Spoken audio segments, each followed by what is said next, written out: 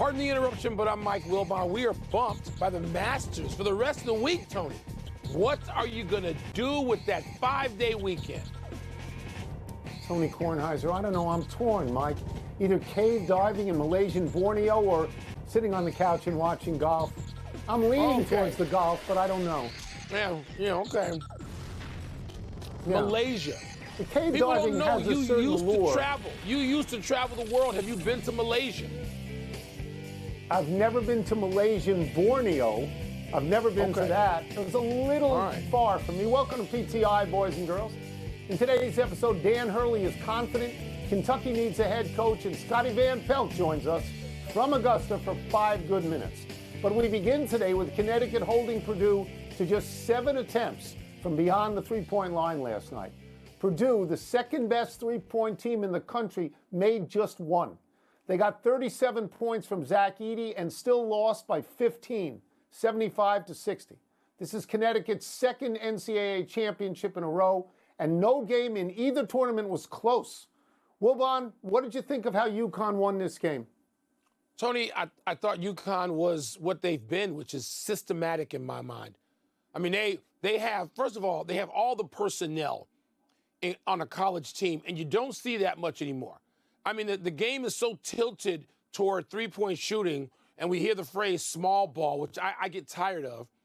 Connecticut has shooters, they have size, they have depth, they have people who can operate in the middle of the court. They have everything that a team needs to have, and teams used to have this when people stayed and learned how to play basketball for 2 or 3 years. Most schools don't even, the Power 5 schools don't even have that anymore.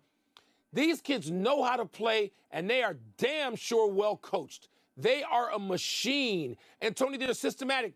It struck me last night that Purdue or anybody else, but Purdue, would have to play a near-perfect game.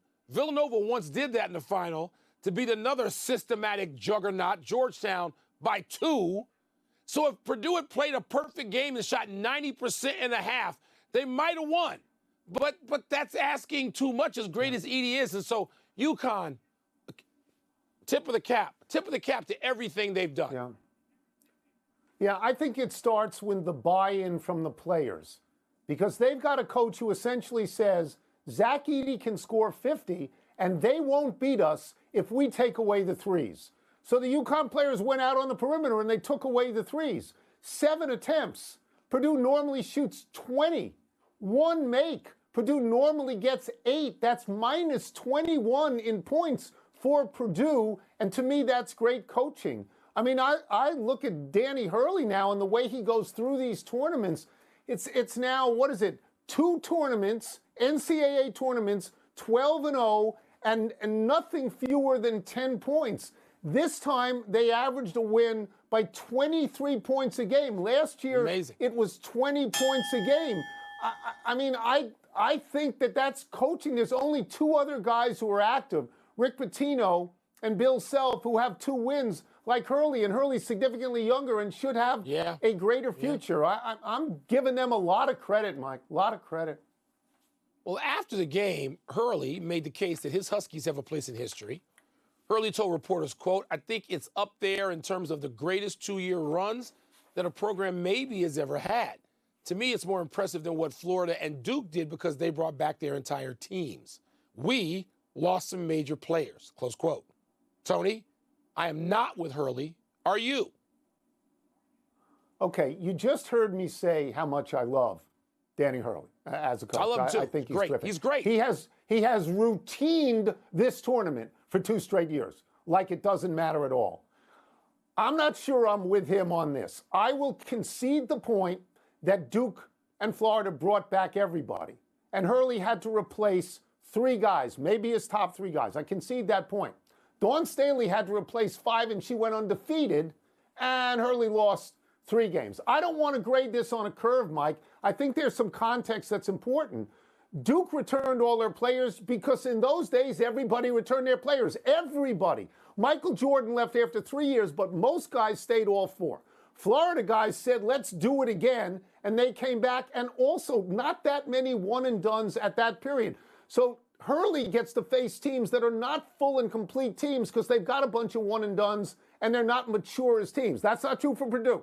Purdue was a mature team, but Duke had to do that every game, right? So I'm not certain I'm with them on this. Tony, I like these. I'm glad he said it because these things are fun, especially when there's some sense of history. And Danny Hurley is in a basketball family steeped in history. So Danny Hurley not just popping off. This is not a hot take. Yeah. All right. So I respect where he's coming from, absolutely. But no. And I'm gonna go something very specific. I'm gonna zero in on the Duke team. And nobody on these UConn teams last year or this year ever Ray Allen's in the company of, other than that, as good as Grant Hill? No. So Duke had a guy who was a sophomore, a junior, and then a senior. Grant Hill nearly won a national championship when Christian Laettner was gone. He nearly did. Scotty Thurman of Arkansas beat him with some heave. Otherwise, Grant Hill would have 3. Okay, so no, nobody on UConn's as good as Grant Hill. I don't mean the Grant Hill that played in the NBA. I mean the Grant Hill that played at Duke in a Duke 33 uniform. Yeah. Nobody. So no, I'm not going there. But Okay. you can put them in the fact that you can put them in a discussion, again, is a tip of the hat to Danny Hurley and everything they got going on. I'm going to say this. Hurley talked about the last 30 to 35 years. I'm older than that. You're older than that. I'm going to go back to the 2 years that David Thompson was at NC State when they went 27-0, couldn't play in a tournament because of recruiting violations, and he was worth it, and then beat Bill Walton the next year and went 30-1. And I'm going to go to Kareem at UCLA. 3 years in a row, won them all. Pick any 2 you want. Here's the menu. 88-2. 30-0, 29-1, Was that Kareem's record? 29-1. 88-2. I mean, you know. Right? It appears that Danny Hurley, Jay Wright, and Nate Oates have removed themselves from consideration for the vacant Kentucky job. It's clearly one of the most prestigious jobs in the country. Last time they hired a coach was John Calipari, a year after taking Memphis to the Final Four. Wilbon, where does this leave Kentucky? Tony, it leaves them in a fascinating place, and part of it has nothing to do with Calipari's departure. It has to do with where college basketball is going. We've been talking about this publicly on this show and privately, you and I, in phone calls for the whole season. We've been talking about this, and I don't know where it leaves Kentucky because there's some young guys out there that we may not even know and think of as names, and Kentucky may be too scared to go with a neophyte. But they may be able to do a great job in Kentucky. I don't think Kentucky's going to just go out and get some famous guy to come in and be better than John Calipari. I don't believe that for a second. So it leaves them still in a search, Tony. But you can go into the transfer portal. You don't know how long people are staying. Everything's in flux to a degree. That it's not the old days where you're going to saddle up because you got a famous coach and just go through it. I believe Kentucky better be careful that they're not Nebraska football. They better be careful in their arrogance. And nobody's more arrogant than Kentucky basketball, that they're not Nebraska football. All right, so I find it understandable that Jay Wright wouldn't be interested in Kentucky. He has 2 championships at Villanova. He's great on television. I don't think he's going to coach in college again. I find it understandable that Danny Hurley wouldn't be interested in Kentucky. He's got it going. Connecticut in the last 25 years has 6 championships for the men and 11 for the women. Connecticut is college basketball. Everything else is a step down. I don't understand Nate Oates not being interested. What exactly has he won? Well, maybe he wants to continue to coach at a football school, but Kentucky would pay him more money and give him a bigger calling card. I had Pat Forty on the show today on the podcast. Pat lives in Kentucky. He gave me 3 names. Pitino, not one of them because of the Louisville stuff. Not going after Pitino. Said Scott Drew of Baylor, who's won a national championship. Billy Donovan, maybe tired of coaching the Bulls and treading water. He was an assistant at Kentucky when they won a title. He was. And the other name he gave me was Bruce Pearl because of his extensive SEC experience. You know, maybe. Maybe Pope from BYU who played at Kentucky. Let's take a break. Coming up, Tiger says he can win the Masters if everything comes together. We'll ask Scott Van Pelt where things are right now. We'll also ask him to describe the pressures on favorites, Scotty Scheffler and John Rahm. I'm pretty sure that Kentucky has more coaches who've won the national championship than any other school. They got 5. And they run them all off. They got They 5. ran off Joe B. Hall. They do. They run him off. This is the third person, Tubby Smith. Pardon the interruption.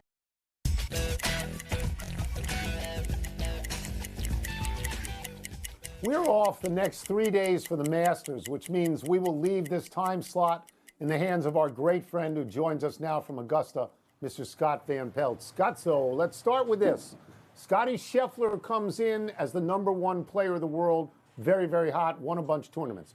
Jon Rahm is the defending champion.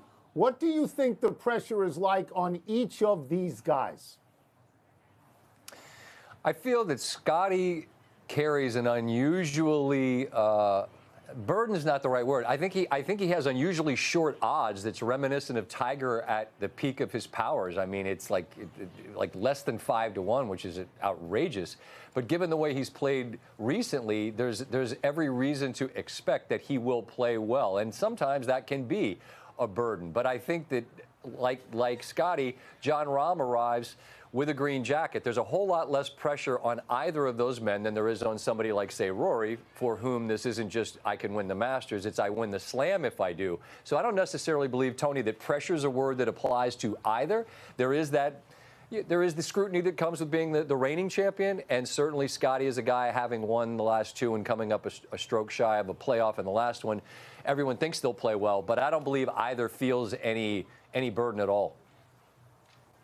So many great players, of course, Scott, in this field, including Justin Thomas, who sort of split with Bones Mackay, his caddy, recently. What can you tell us about that and the state of JT's game as he goes into Augusta?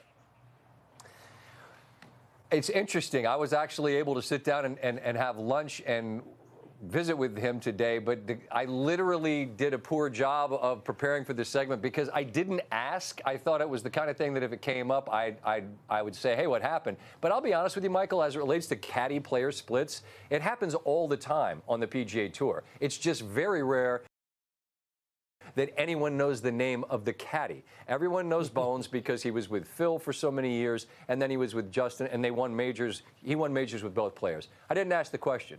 But I know that JT has been up here in advance of the week and has been working hard this afternoon after he played this morning with Tiger to try to get things dialed in.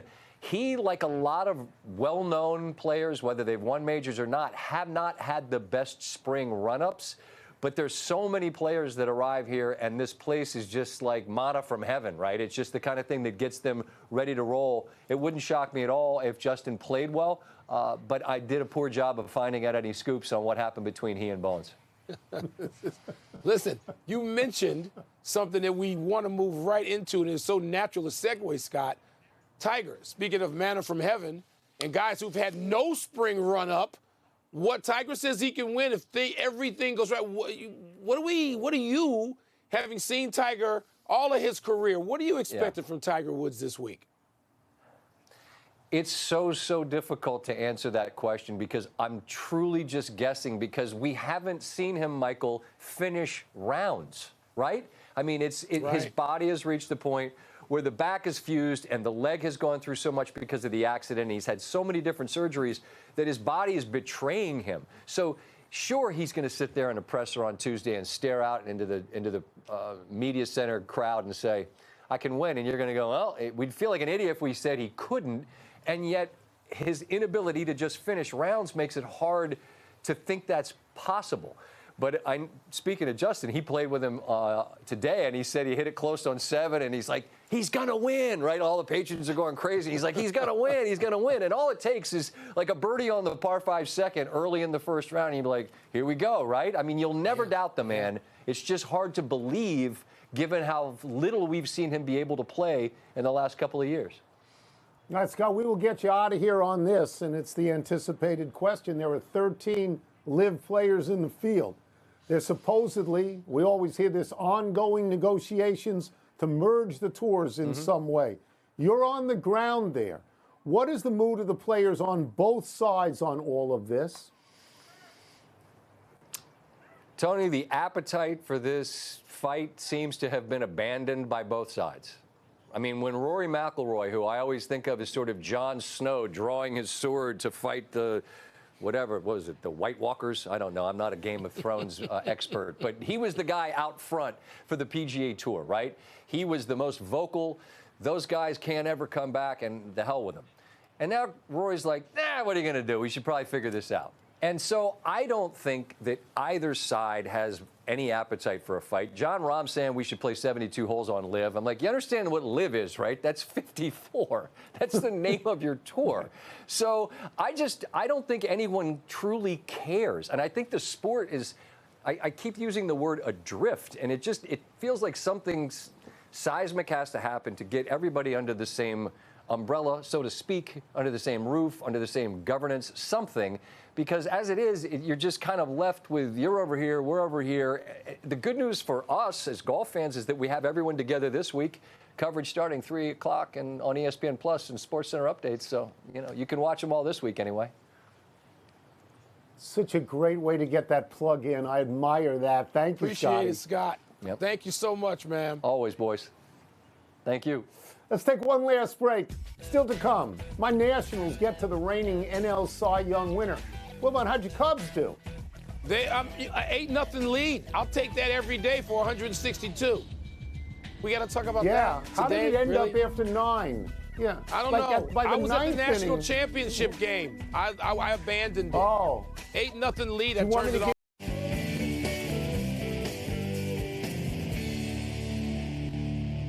Happy time, people. Happy 27th birthday, Luis Arraez. Arraez is the second baseman for the Miami Marlins, who are off to a terrible start, 1-10. It would be easy to lay some blame on Arraez, who's only batting .250. Most teams are satisfied if their second baseman hits .250, but much more is expected out of Arraez. Last year, he led the major leagues in batting average and singles, .354 and 160 singles of his 203 hits. The year before, when Arraez was on the Twins, he led the American League in batting at .316. Arraez is one of only 2 players ever to lead both leagues in batting. DJ LeMahieu did it with Colorado and the Yankees, but Arraez did it in consecutive years. Okay, Tony, over under for Arraez for the season. We check back in October 1st. What's he going to hit? I'm going to say 303. I'm saying he's going to zoom it right up. Yeah, I'd go as high as 310. I would. Okay. Happy anniversary, Russell Westbrook. On this day 7 years ago, Westbrook passed the great Oscar Robertson for the most triple-doubles in one season with 42. Westbrook finished this game with a buzzer-beating 3 to lead Oklahoma City over Denver. Westbrook had 50 points, 16 rebounds, 10 assists. Westbrook is the all-time leader in triple-doubles with 198. The triple-double has become routine lately. Nikola Jokic, Mike, already 4th all-time with 130. Just 8 behind Magic Johnson for 3rd. LeBron James 5th. James Harden is 8th. But Luka Doncic is already 9th, bearing down on Harden. Domantas Sabonis, 1 shy of tying Larry Bird for 10th. Wilbon, why are there so many triple-doubles now? Tony, just like the game is positionless, it's taskless. You're not just looking for a power forward to get you 12 or 13 rebounds. Everybody rebounds, everybody shoots. People do so many things because they are so skilled.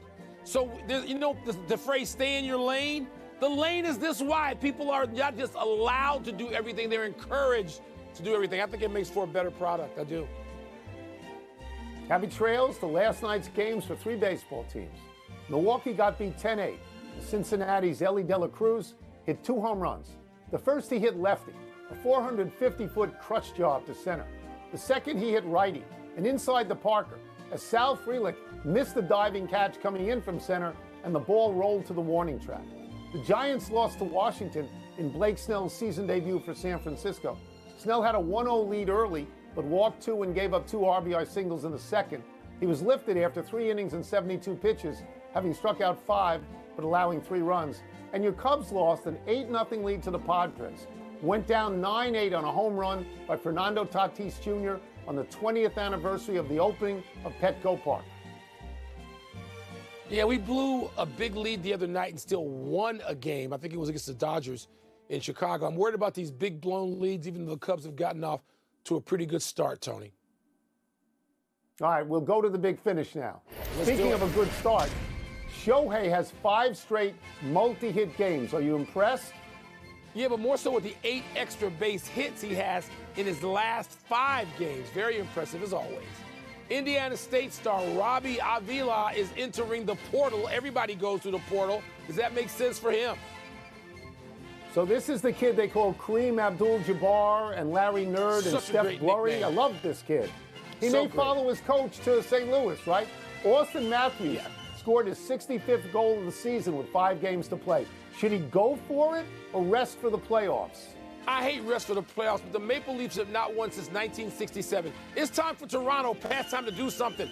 That's what I care about, not individual goal records. Celtics at Bucks in Milwaukee tonight. Is that significant? I don't think it is, because they're both guaranteed of going to the playoffs, and I think the playoffs are significant now. I think you probably disagree on that one. Last one, Warriors-Lakers tonight. Is that a big deal? Yeah, Tony, Milwaukee's fallen and they can't get up. They need to win. And yes, I mean, the Warriors, I know they've won 7 of 8, and the Lakers are in 9. They're going to face each other like in 10 days in the play-in. It's significant, yep. Yeah. Greatest game in history. We're all over that game. Who's going to make a run? Warriors or Lakers? We're out of time. Trying to do better the next time. I'm Tony Kornheiser. I'm Mike Wilbon. We're bumped by the Masters until Monday, knuckleheads. But now, here's SportsCenter. That's not Augusta behind you, though. That's not Augusta. Oh, no.